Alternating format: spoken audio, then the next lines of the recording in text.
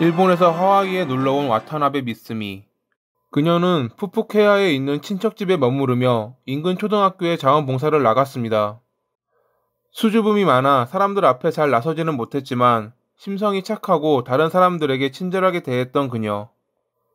그런 그녀가 2007년 4월 12일 실종됐습니다.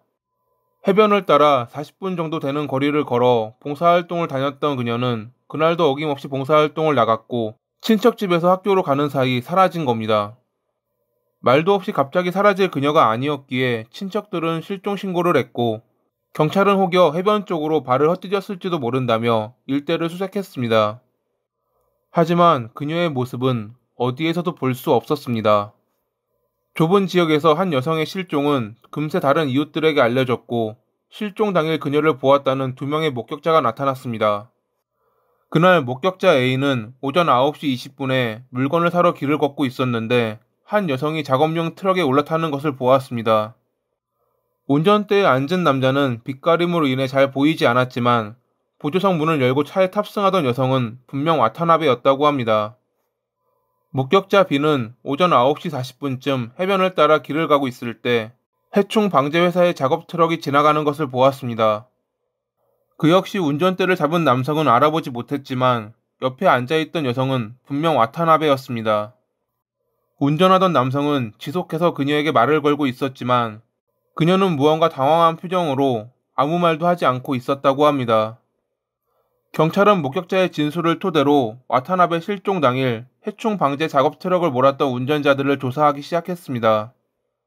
그러던 중 와타나베가 실종된 4월 12일 자정이 될 무렵 수상한 남자를 보았다는 목격자 C가 나타납니다. C는 그날 카하나만에서 구덩이를 파고 있는 남성을 발견해 다가갔습니다. 그가 뭘 하고 있냐 묻자 남성은 놀라더니 아까 잃어버린 금목걸이를 찾으려 한다며 얼버무렸습니다. 하지만 목걸이를 찾겠다고 판 구덩이치고는 생각보다 깊어 보였고 주변은 제외하고 한 장소만 파고 있는 남성은 무언가 수상해 보였습니다. 잠시 정막이 흘렀고 C의 눈치를 살피던 남성은 찾기 힘들다는 말을 남기고 서둘러 자리를 피했습니다. 남성이 너무 수상했던 C는 그를 뒤따라갔고 그가 타고 가는 트럭의 차 번호를 메모해 두었습니다. 번호를 조회해본 경찰은 차의 주인이 커크 매튜 랭크포드라는 남성이라는 것과 그가 며칠 전까지 해충 방제 회사에서 근무했다는 것을 알게 됩니다. 또한 그가 와타나베 실종 당일 그녀가 실종되었던 인근 지역을 돌아다녔다는 것과 당일 그가 몰았던 차 앞 유리가 금이 가 있었다는 동료의 진술도 받아냈죠. 커크는 모든 것을 부인했습니다. 차의 앞유리가 금이 간 것은 그날 운전하다 새와 부딪히며 발생한 것이고 와타나베를 본 적도 없다고 말이죠. 하지만 그가 운전했던 회사 차 내부에서 와타나베의 안경이 발견되면서 그녀가 사라지고 14일 만인 4월 26일에 커크는 체포됐습니다. 목격자들의 진술과 커크의 아내가 4월 12일 저녁에 일이 있어 나갔다 왔다는 그의 양말이 진흙투성이었다는 증언으로 재판은 커크에게 불리하게 돌아갔습니다. 검찰은 커크가 경계심 많은 와타나베를 모종의 방법으로 유인해 차에 태웠고 살인을 저지른 뒤 시신을 유기했다 주장했습니다. 지속적으로 커크는 와타나베를 본 적도 없으며 자신은 억울하다 주장했지만 그의 차 내부에서 와타나베의 DNA가 발견되자 결국 1년 만에 모든 범행을 시인했습니다. 사건 당일 커크는 길을 걷고 있는 와타나베를 보지 못하고 좌회전을 하다 그녀와 살짝 부딪히는 접촉사고를 일으켰습니다. 직장을 잃을까 두려워하던 커크는 와타나베에게 미안하다고 말하며 그녀가 사는 곳까지 데려다 주겠다는 제안을 합니다.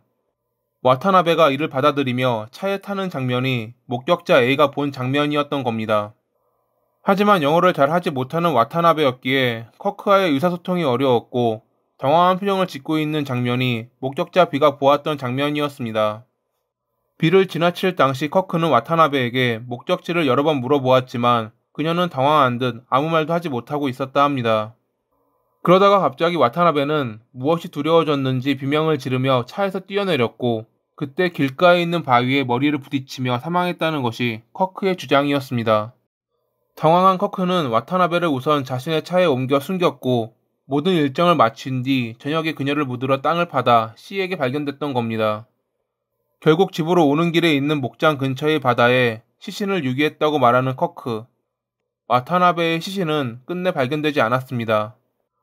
그의 주장처럼 길에 있는 바위에 그녀가 머리를 부딪혔다면 혈흔이나 하다못해 바위에 조그마한 흔적이라도 남아있었을 터였지만 그가 자백하기까지 걸린 1년이라는 시간 때문에 어떠한 증거도 바위에는 남아있지 않았습니다. 어쩌면 그의 자백이 거짓이었을지도 모르겠지만 언제나 죽은 자는 말이 없는 법이죠. 검사는 최소 120년의 징역을 구형했지만 2급 살인으로 판결나며 2008년 4월에 커크는 종신형을 선고받습니다.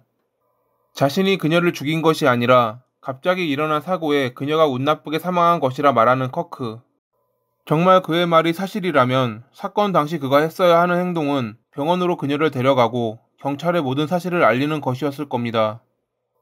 자신이 한 잘못된 행동을 평생 감옥에서 뉘우치고 유가족들에게 사죄하는 마음으로 하루하루를 살기를 바라며 이만 글을 마칩니다. 오늘도 봐주셔서 감사합니다.